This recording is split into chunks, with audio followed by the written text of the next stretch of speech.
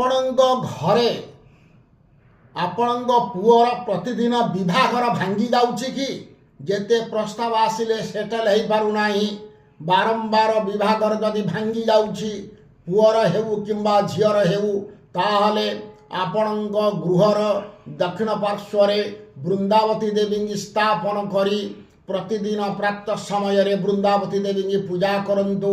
ଗନ୍ଧ ପୁଷ୍ପ ଧୂପ ଦୀପ ନୈବେଦ୍ୟ ଦେଇକିରି ଘିଅ ଦୀପ ଲଗାଇବେ। ଗଙ୍ଗା ଜଳରେ କିମ୍ବା ଶୁଦ୍ଧ ଜଳରେ ସ୍ନାନ କରିବେ। ପଞ୍ଚୋପଚାରରେ ପୂଜା କରିବେ, ପ୍ରଣାମ କରିବେ, ଜଣେଇବେ ମା ବୃନ୍ଦାବତୀଙ୍କୁ।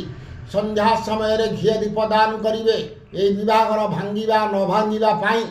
ତାପରେ ଏଇଭଳି ପ୍ରୟୋଗ କରିବା ଦ୍ୱାରା ଦେଖିବେ 1 ମାସ ପର୍ଯ୍ୟନ୍ତ କରିବେ। ତାପରେ ଦେଖିବେ ନିଶ୍ଚିତ ପୁଅର ଭଲ ଜାଗାରେ ବିବାହର ହୋଇଯିବ କିମ୍ବା କନ୍ୟାର ବିବାହର ଭଲ ଜାଗାରେ ହୋଇଯିବ।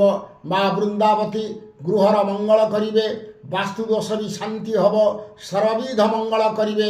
ମା ବୃନ୍ଦାବତୀଙ୍କୁ ପ୍ରତିଦିନ ପୂଜା କରିଲେ ଗୃହରେ ଲକ୍ଷ୍ମୀ ବଢ଼ିବେ। ଏହା ତନ୍ତ୍ରଶାସ୍ତ୍ରରେ ନିର୍ଦ୍ଦେଶ ରହିଅଛି। ରହୁଛି ନମସ୍କାର। ଜୟ ଜଗନ୍ନାଥ, ଜୟ ମା କାମାକ୍ଷା।